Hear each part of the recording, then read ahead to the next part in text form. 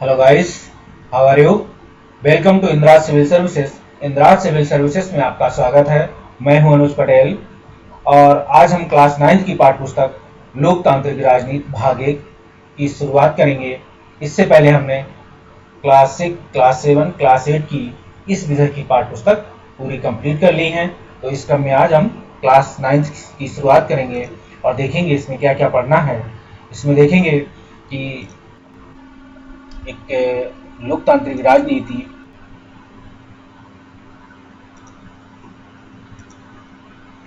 में देखेंगे कि इसमें सबसे पहले हम ये भी देखेंगे कि अगर लोकतांत्रिक राजनीति में अगर आपको कोई सूचना एक्स्ट्रा चाहिए हो, कोई जानकारी अगर चाहिए हो तो इस बुक ने आपको कुछ एक वेबसाइट भी उपलब्ध कराई है जिसमें आप देख सकते हैं www.en.wikipedia.org पर भी देख सकते हैं। साथ ही आप www.britannica.com पर भी देख सकते हैं। साथ ही आप भारत सरकार की संस्थाओं की वेबसाइट www.india.gov.in पर के जरिए भी पहुंचा जा सकता है। साथ ही आप http://india.gov/directories-gov.php से भी आप देख सकते हैं। साथ ही वेबसाइट www.ipu.org/english/home.htm पर भी देख सकते हैं। साथ ही आप देख सकते हैं कि www.politicalcartoon.com पर भी इन चीज़ों को देख सकते हैं, कुछ जानकारियां प्राप्त कर सकते हैं।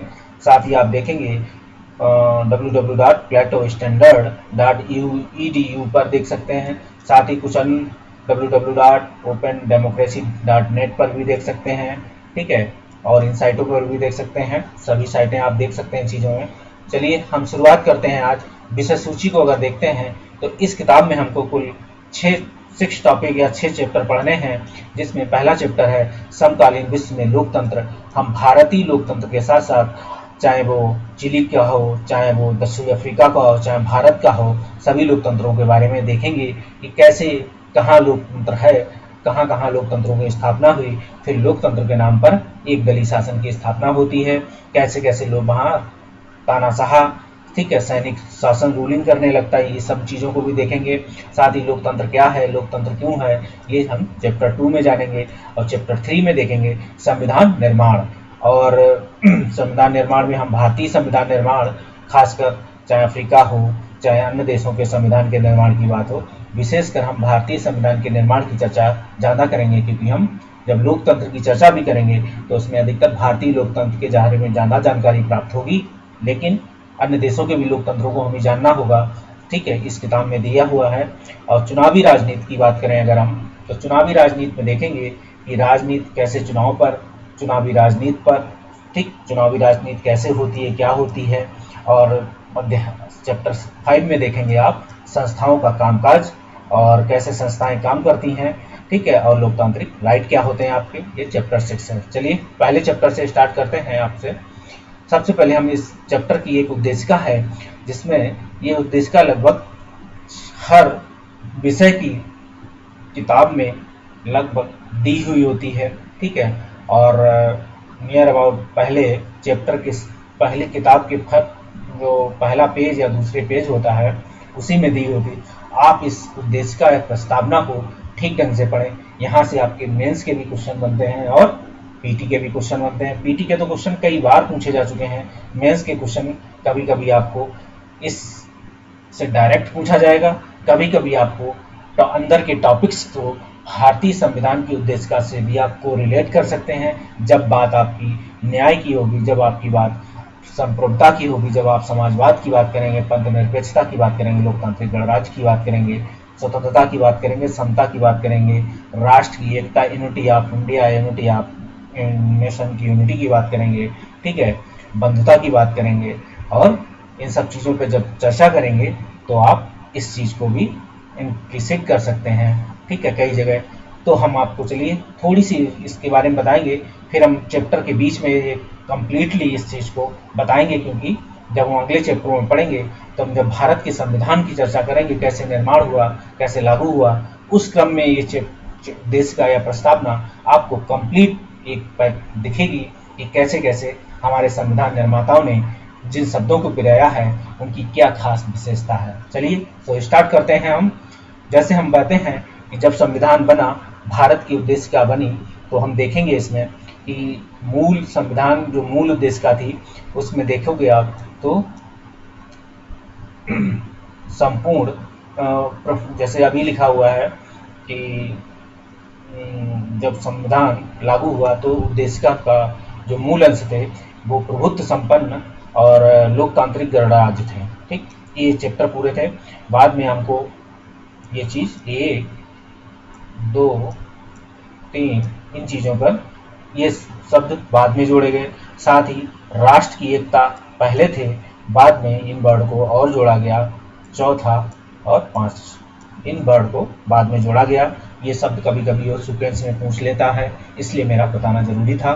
अब हम बात करें, हम भारत के लोग भारत को एक संपूर्ण प्रभुत्व संपन्न समाजवादी पंथ निरपेक्ष लोकतांत्रिक गणराज्य बनाने के लिए तथा उसके समस्त नागरिकों को सामाजिक, आर्थिक और राजनीतिक न्याय, ठीक है, विचार, अभिव्यक्ति, विश्वास, धर्म और उपासना की स्वतंत्रता, प्रतिष्ठा और अवसर की समता प्राप्त करने के लिए तथा उन सब में व्यक्ति की गरिमा और राष्ट्र की एकता और अखंडता सुनिश्चित करने वाली बंधुता के बढ़ाने के लिए दृढ़ संकल्प होकर अपनी इस संविधान सभा में आज 26 नवंबर 1949 को एतत् द्वारा इस संविधान को अंगीकृत, अधिनियमित और आत्मर्पित करते हैं। अब आप देखेंगे कि जो हमने वर्ड दिए थे, देखिए नीचे लिखा हुआ है कि 42वां संविधान संशोधन 1976, ठीक, आपके प्रभुत्व संपन्न लोकतांत्रिक गणराज्य के स्थान पर स्थापित किया गया।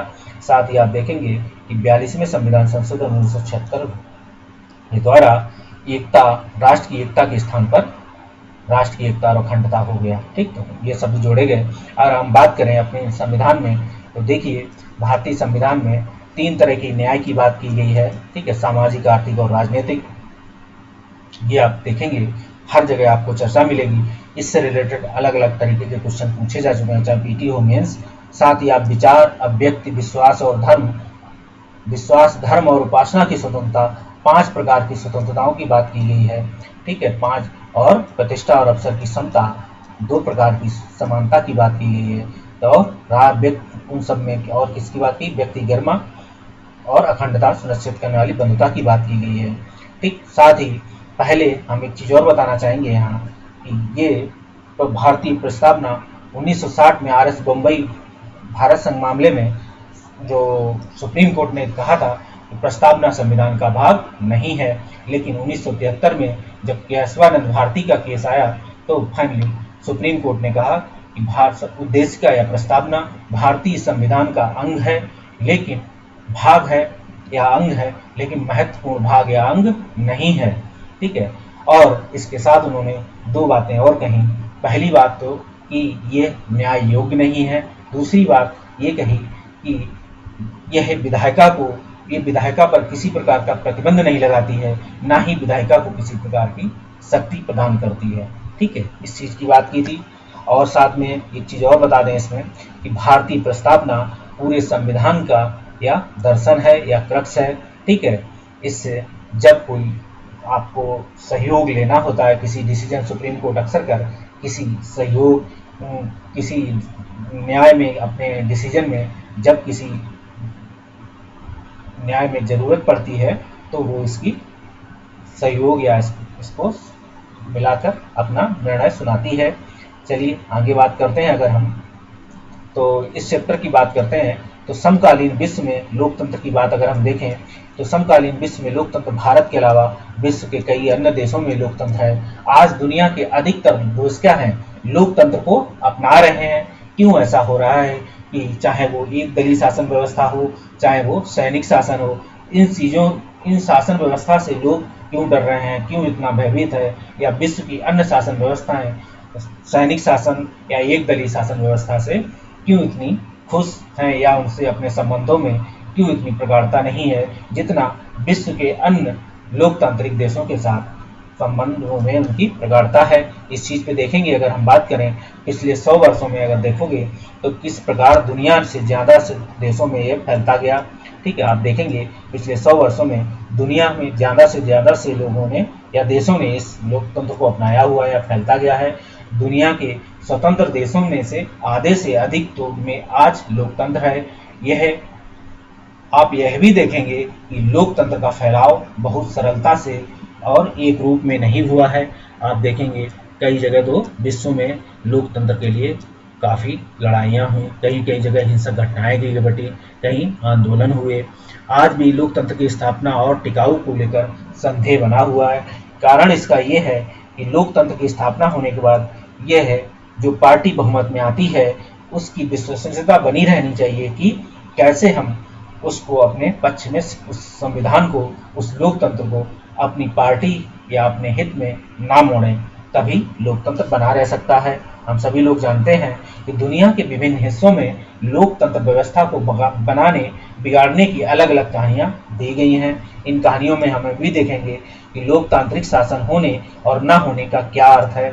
हमने जैसा कि पहले आपको बताया कि लोकतांत्रिक शासन है जैसे भारत, अमेरिका और विश्व के अन्य देश, लेकिन वही जैसे पाकिस्तान की बात करें या हम बात करें इधर अन्य देशों में जहां सैनिक शासन है, पहले म्यांमार की बात कर सकते थे, या उन देशों में शासन कह सकते हैं जहां आज भी क्या है, किंगडम के नाम पे, लोकतंत्र के नाम पे किंगडम का शासन हो रहा हो, चाहे वो ब्रुनोई हो, चाहे वो यूएई हो, ठीक, जहां आज भी क्या है, शासक लगातार चुनने की बजाय पीढ़ी दर पीढ़ी एक ही वंश से चले आ रहे हैं। इन चीज़ों को भी देखेंगे। विभिन्न देशों के आपसी संबंध लोकतांत्रिक है या नहीं, हमने कुछ अंतर्राष्ट्रीय संस्थाओं के कार्यकलापों का परीक्षण किया है। इसमें हम यह भी सवाल पूछ सकते हैं, क्या हम वैश्विक स्तर पर लोकतंत्र को तरफ बढ़ रहे हैं। हम ये देखेंगे क्या हम वैश्विक स्तर पर लोकतंत्र की तरफ बढ़ रहे हैं, ये भी देखेंगे। अब हम अगर बात करें कि देखिए कि जिन देशों में पहले लोकतंत्र स्थापित था, लेकिन वहाँ क्या था, सैनिक तानाशाही का लोकतंत्र में हस्तक्षेप होने के कारण कैसे कैसे शासन व्यवस्थाएं बिगड़ती चली गई। उसमें एक नाम अगर हम बात करें जिसे चिली नाम आप जानते हैं, पहले हम चिले कहते थे, चिले शायद आज भी बोलते हैं क्योंकि हमारी एनसीईआरटी में चिली को चिले बोलते हैं, ठीक। तो राष्ट्रपति आयंदे हेलमेट में और उनकी सुरक्षा गार्ड चिले के राष्ट्रपति भवन ला मोनादा के सामने, ठीक, ला मोनादा ये राष्ट्रपति भवन है। आपसे कभी पूछा जाए तो आप याद रखें ये चिली का राष्ट्रपति भवन है, ठीक है। यहाँ 11 सितंबर 1973 का है ये चित्र। कुछ घंटों के बाद ही आयंदे की हत्या की जाती है, ठीक है। इस चित्र में आप लोगों के चेहरे के भाव देख सकते हैं, ठीक है। ये सैनिक तानाशाह हैं रूलिंग, और ये लोकतंत्र के संस्थापक आयंदे। किस तरीके से ये लोग एक भावनात्मक पिक्चर में देख सकते हैं कि शायद ये घटना घटने वाली है, और वही हुआ। आप देखेंगे कि मेरे मुल्क, ठीक, आयंदे ने मरने से पहले अपने चिले के देशवासियों को एक भाषण दिया था। लोकतंत्र के 2 हिस्सों में हम आपको कुछ कहानी सुना रहे हैं। इस कहानी से आप सबसे अच्छा चीज़ है, बात तो ये है कि कहानी के रूप में आप एक तो बढ़िया तरीके से, अच्छे तरीके से लोकतंत्र को भी समझेंगे, इंटरेस्ट भी आपका पैदा होगा। साथ ही ये लाइनें एनसीईआरटी से मैंने हूबहू निकाली हुई हैं, तो आपको मैंने अपनी तरफ से भी कुछ नहीं जोड़ा, तो आप इस चीज़ से भी बेफिक्र रहें। तो हम शुरू करते हैं आयंदे की वो लाइन है कि मेरे मुल्क के मेहनतकश मजदूरों, चिले का और इसका भविष्य बहुत ही अच्छा है। ऐसा क्यों कहते हैं, क्योंकि आयंदे समाजवादी व्यवस्था से जुड़े हुए थे, ठीक, और इस बात को लेकर अमेरिका नाराज भी था। इस चीज़ को भी हमें ध्यान रखना है कि इस बात का मुझे पूरा भरोसा है, जब देशद्रोह करने वाली ताकतें अपनी पूरी तरह सत्ता कायम कर लेंगी, तो भी चिले के लोग उस मुश्किल और अंधियारे दौर से पार पा लेंगे। आप उनमें क्या करेंगे, संघर्ष करेंगे, उनका मुकाबला करेंगे। हमें ये कभी नहीं भूलना चाहिए कि देश सवेरे वे स्थितियाँ ही बनेंगी जिसमें आज़ाद लोग एक बेहतर समाज की रचना के लिए आगे बढ़ेंगे। चिले जिंदाबाद, चिलेवासी जिंदाबाद, मजदूर जिंदाबाद। इस चीज़ को हम देखेंगे। यह मेरे आखिरी शब्द हैं, और मुझे यह पूरा भरोसा है कि मेरी कुर्बानी बेकार नहीं जाएगी, और मैं महापराध, कायरता और देशद्रोह के खिलाफ एक नैतिक सबक बनकर मौजूद रहूँगा। ये भी हम देखेंगे कि कैसे जब भी ये मरने थे तो इन्होंने कहा कि ये मेरी आखिरी शब्द हैं, और मुझे पूरा भरोसा है कि अब मेरी ये कुर्बानी बेकार नहीं जाएगी। मैं महापराध, कायरता और देशद्रोह के खिलाफ एक नैतिक सबक बनकर मौजूद रहूंगा। ये लाइनें कुछ वैसी ही हैं जैसे गांधी जी कहते हैं कि गांधी मर सकता है लेकिन गांधीवाद कभी नहीं। आप इन लाइनों को यहाँ से भी जोड़ें और अच्छी तरीके से समझें, ठीक, क्योंकि इन लाइनों के कुछ देर बाद ये आइंदे की हत्या कर दी जाती है, लेकिन गांधी के साथ ऐसा नहीं होता है। गांधी जी जब ये लाइनें हम कहते हैं उसके कई सालों तक वो देश के खिलाफ स्वतंत्रता संग्राम के खिलाफ आगे भी लड़ते हैं, और देश की स्वतंत्रता हो जाने के बाद उनको कुछ लोग के सारे पर गोली मारी जाती है, वो बात अलग है। हम अब यहाँ से बात करते हैं, फिर हम बात करते हैं राष्ट्रपति आइंदे बार बार मजदूरों की बात क्यों करते हैं, अमीर लोगों से नाखुश क्यों थे। आप इस चीज से समझ सकते थे कि आइंदे जो हैं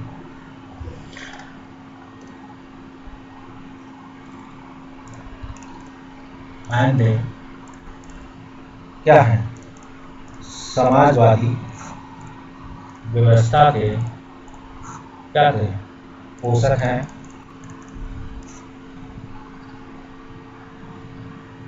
जबकि अमीर लोग क्या होते हैं, पूंजीवादी व्यवस्था या व्यवसायी वर्ग से कह सकते हैं।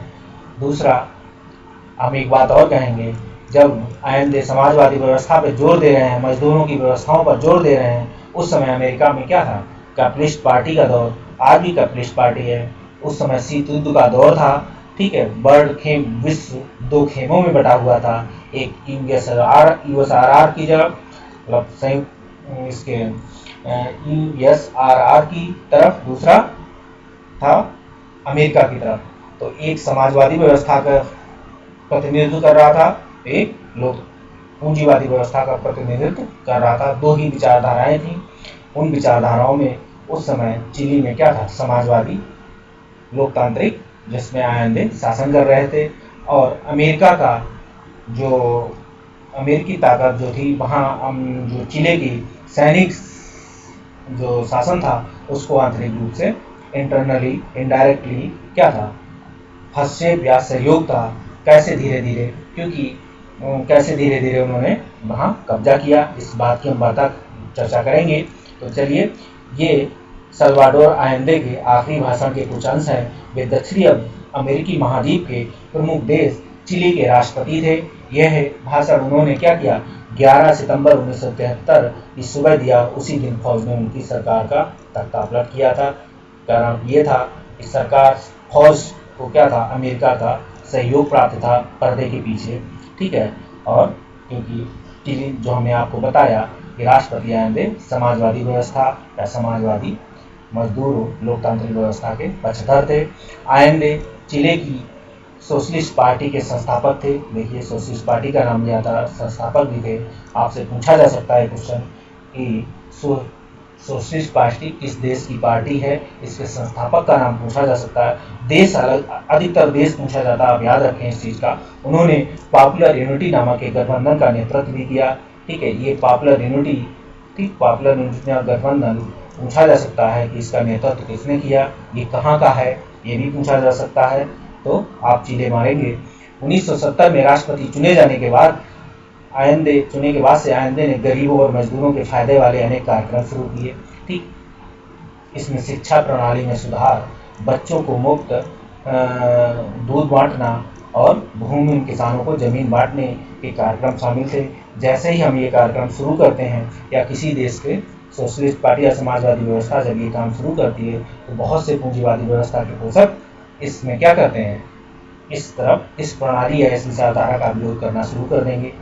उनका राजनीतिक गठबंधन क्या था, विदेशी कंपनियों द्वारा देश में तांबा जैसी प्राकृतिक संपदा को बाहर ले जाने के खिलाफ था। हम आपको बता दें, चिले की एक कामाटा खान है, कामाटागारू करके, कामाटा, तो वो क्या है, तांबा की सबसे बड़ी खान है। सबसे ज़्यादा प्रोडक्शन होता है तांबा का चिली में, आपको ये भी पता है। और चिली तांबा के प्रोडक्शन से अपनी राजस्व के आय में बहुत ज़्यादा बढ़ोतरी करता है, आपको ये भी पता है।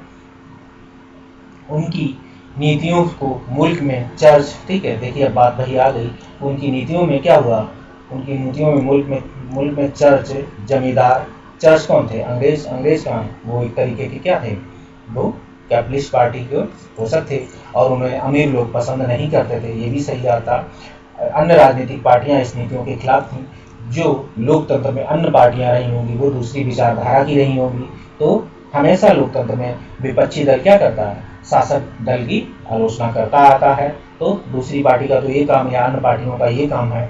ठीक 11 सितंबर 1973 को आइंदे को पता चला कि नौसेना के एक समूह बंदरगाह पर कब्जा कर लिया है। ठीक है, और देखते हैं जब रक्षा मंत्री अपने कार्यालय पहुंचे तो सेना के लोगों ने उन्हें गिरफ्तार कर लिया। यहाँ से संभावनाएं पैदा होने लगी कि 1973 में चिली में कैसे सैनिक तख्तापलट होगा। ठीक है, कैसे कैसे उन्होंने सैनिक तानाशाहों ने अपना प्रोग्राम बनाया और लोगों को पहले उन्होंने सीधा रक्षा मंत्रालय को, जहाँ से क्या थी देश की सुरक्षा का सवाल था, उसे अपनी गिरफ्त में लिया। सेना के अधिकारियों ने रेडियो के माध्यम से घोषणाएं की और राष्ट्रपति से पद छोड़ने को कहा। आइंदे ने इस्तीफा देने या देश से बाहर चले जाने से इनकार कर दिया। फौज कुछ करती इसके पहले ही उन्होंने रेडियो पर अपना वह संदेश दिया। फिर फौज ने राष्ट्रपति के निवास को घेर लिया। ठीक है, आप ये भी देखेंगे कि सेना के अधिकारियों ने रेडियो के माध्यम से घोषणाएं की और क्या किया, राष्ट्रपति से पद छोड़ने को कहा। आइंदे ने इस्तीफा देने से या देश से बाहर चले जाने से इनकार कर दिया। फौज कुछ करती इससे पहले उन्होंने रेडियो पर अपना वह भाषण या संदेश दिया। फिर फौज ने राष्ट्रपति निवास को घेर लिया और उस पर बम बरसाने लगी। इस फौजी हमले में राष्ट्रपति आइंदे की मौत हो गई। अपने आखिरी भाषण में इस कुर्बानी की बात कर ही रहे थे। आपको वो लाइनें हम सुना चुके हैं।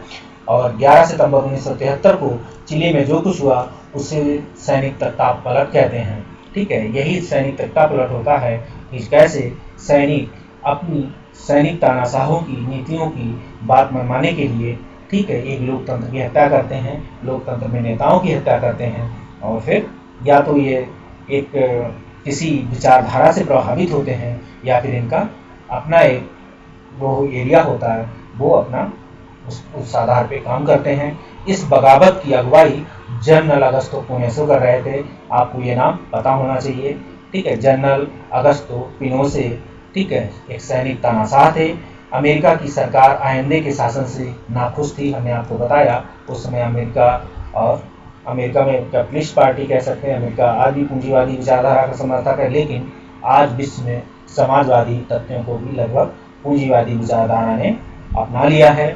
ठीक है, आप देखेंगे कि हर देश अपने यहाँ सामाजिक कार्यक्रम या पॉलिसी के तहत मदद करती है। उसने तख्तापलट करने वालों की गतिविधियों में मदद की। हमने आपको बताया था कि पर्दे के पीछे तख्तापलट करने वालों, चिली में तख्तापलट करने वालों की गतिविधियों में अमेरिका ने कैसे मदद की, उनके लिए पैसे उपलब्ध कराए।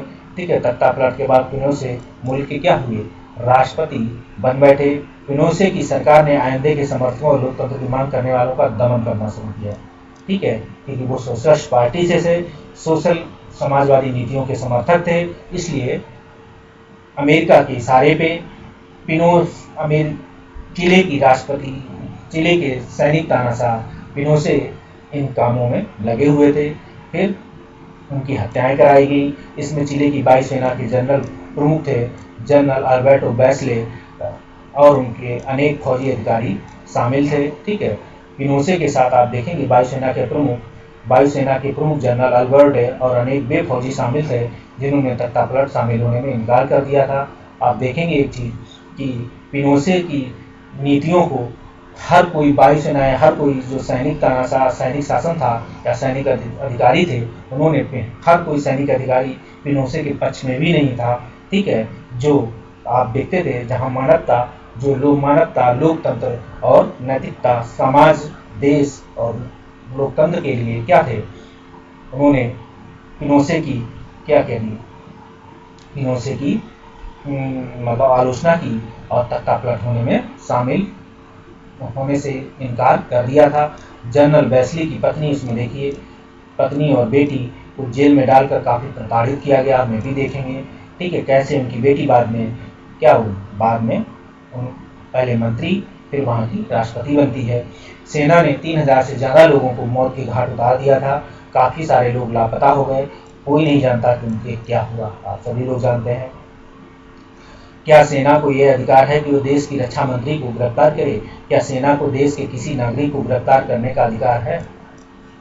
आपने देखा होगा एक बार जब रावत सैनिक मतलब सैनिक प्रमुख थे, जनरल थे सेना के, आर्मी के, तो उन पर एक आरोप लगा कि जनरल रावत जो है वो क्या है, राष्ट्रपति भवन के आसपास अपने अधिकारी या अपने सैनिक मार्च को करते हुए पाए गए।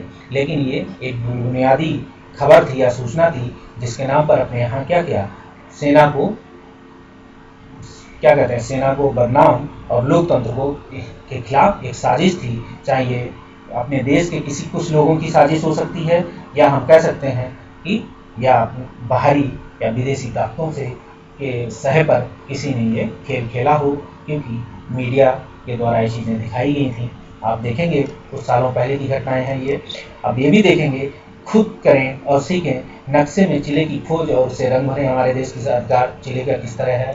आप देखिएगा कि दक्षिणी अफ्रीकी देश, अमेरिकी देश कुछ इस तरीके से देखेंगे बसा हुआ। ये क्या है, केरला की से मिलता जुलता है।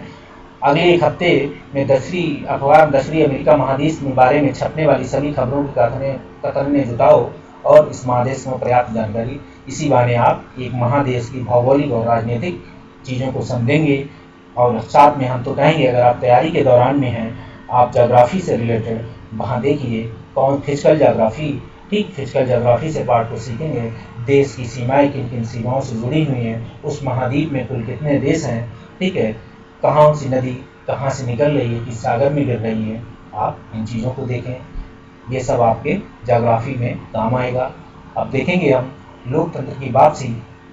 जनवरी 2006 में हुए राष्ट्रपति चुनाव में जीत के बाद अपने समर्थकों को संबोधित करते हुए राष्ट्रपति मिशेल बैचले, ये राष्ट्रपति मिशेल बैचले वही हैं जो हमने आपको बताया था कि जनरल जो बैचले की पत्नी, ये बैचले और बेटी, ये उनकी बेटी हैं, ठीक है।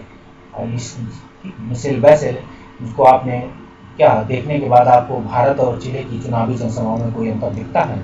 पिनोशे का सैनिक शासन 1988 में समाप्त होता है, जनमत संग्रह हो जाता है। उन्हें भरोसा था, ठीक, सैनिक तानाशाह पिनोशे इतने दिनों तक शासन करने के बाद उन्हें लगा कि जो हमने कार्य किए, जो हमने नीतियों से देश का विकास किया, उससे सारी जनता हमारे पक्ष में जनमत सर्वे करेगी। लेकिन भरोसा कुछ की जनता लोकतंत्र के पक्ष में थी, ठीक है। उन्हें भरोसा था कि लोग उनके शासन को जारी रखने के पक्ष में मतदान करेंगे। लेकिन चिले के लोगों ने अपनी लोकतांत्रिक परंपरा को बुलाया नहीं। उन्होंने भारी बहुमत से पिनोशे की सत्ता को ठुकरा दिया। इससे पिनोशे की राजनीतिक सत्ता और सैनिक सत्ता दोनों चली गई, ठीक है। आप देखेंगे ये कौन है, मिशेल बैचले हैं, ये जनरल बैचले की बेटी हैं। बाद में ये मंत्रालय के साथ देश की राष्ट्रपति भी बनती हैं। और भारतीय लोकतंत्र में देखेंगे इस मानता से करके कि लोकतंत्र में जनसभाओं का आयोजन, भारतीय लोकतंत्र में जनसभाओं का आयोजन कुछ इस तरीके से ही होता है अगर देखा जाए, ठीक है। और अब ये देखना होगा कि मुद्दे पे राजनीति होती है कि धर्म पे राजनीति। अपने यहाँ लोकतंत्र में कई तरीके की राजनीतियाँ हैं, लेकिन जिले की लोकतंत्र में देखेंगे तो वहाँ मुद्दों को लेकर राजनीति होती है, ठीक है। जनता के लिए क्या सेवाएं करने वाली हैं, उनकी बात होती है। और इन चीज़ों को हम देखते हैं। अब साथ ही हम लेक बालिसा के बारे में जानेंगे, ठीक है। ये है क्या, सॉलिडरिटी, ठीक, सॉलिडरिटी पोलैंड सरकार पोलैंड पोस्टर बनाने वाली कला के लिए विख्यात है, ठीक है। पोलैंड पोस्टर बनाने का, जो लोकतंत्र में पोस्टर के माध्यम से लोकतंत्र में अपनी बात कहने का जो बात कही गई है, वो पोलैंड के सॉलिडरिटी, ठीक, सॉलिडरिटी के अधिकांश पोस्टर इसी संगठन के नाम, इसी शैली से लिखा जाता है। आप देखते हैं, ठीक है। आप इस नाम को इसलिए याद रखें, आप इस चीज़ को कहीं भी किसी मेंस में लोकतंत्र के नाम पे कैसे कैसे संगठन विकास, लोकतंत्र की प्रक्रिया का विकास है, खास एक तरीके का सिंबल, जहाँ लोग अपने हाथ से पोस्टर बना के अपनी बात कहने की तरीके को जानते हों। क्या आप भारतीय राजनीति में पोस्टरों या दीवारों पर लेखन के उदाहरण देख सकते हैं? आप इस चीज़ को देखेंगे, चिले की जनता ने कायरता और देशद्रोह करने वालों अपराधियों को उनके किए की सजा दे दी, ठीक है। इसके बाद अभी तक चिले में 4 चुनाव हो चुके हैं। विभिन्न दल एक दूसरे से मुकाबला करते हुए जीतते हार रहे हैं। धीरे धीरे शासन में सेना की भूमिका खत्म होती गई है। बाद में आई सरकारें ने पिनोशे के राज में हुए गड़बड़ियों का भी जांच के आदेश दिए। इन जांचों से पता चला कि पिनोशे सरकार सिर्फ क्रूर ही नहीं थी, भ्रष्टाचार भी किया है। आप देखेंगे कि पिनोशे सरकार ने जनरल वेस्ले की पत्नी का बेटी को भी जेल में डाला था, काफी परेशान किया था। पहली लड़की मिशेल वेस्ले आज चिली की राष्ट्रपति है। जनवरी 2006 से सत्ता संभाल रही हैं। कौन? Michel Wesley. समाजवादी रुझान वाली मिशेल पेशे से डॉक्टर है। लतानी अमेरिकी में रक्षा मंत्री पद पर पहुंचने वाली पहली महिला भी हैं। ठीक है, पहले रक्षा मंत्री पद पर रही, बाद में ये लतानी अमेरिका में क्या है, चिली की जो राष्ट्रपति भी हैं। हम बात करेंगे अगर मिशेल बेस्ले ने चिली के राष्ट्रपति साल 2006 से 10 तक यूएन वुमेन, ठीक है, चिली के राष्ट्रपति 2006 से 10 और यूएन वुमेन के कार्यकारी निदेशक 2010 से 13 के रूप में सेवा की है। वह 2014 में दूसरे कार्यकाल के लिए चिली की राष्ट्रपति चुनी गई थी। इसी काल में इन पे भ्रष्टाचार के आरोप लगे थे।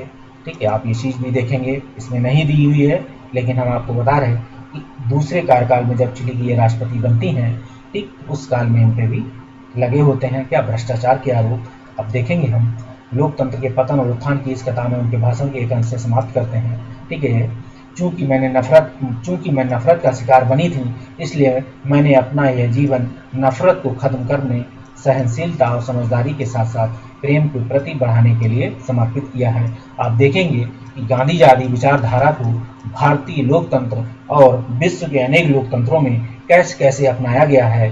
ठीक है, आप गांधी को लोग कहते हैं कि गांधी प्रासंगिक नहीं है, लेकिन आप देखिए गांधी कैसे प्रासंगिक हैं।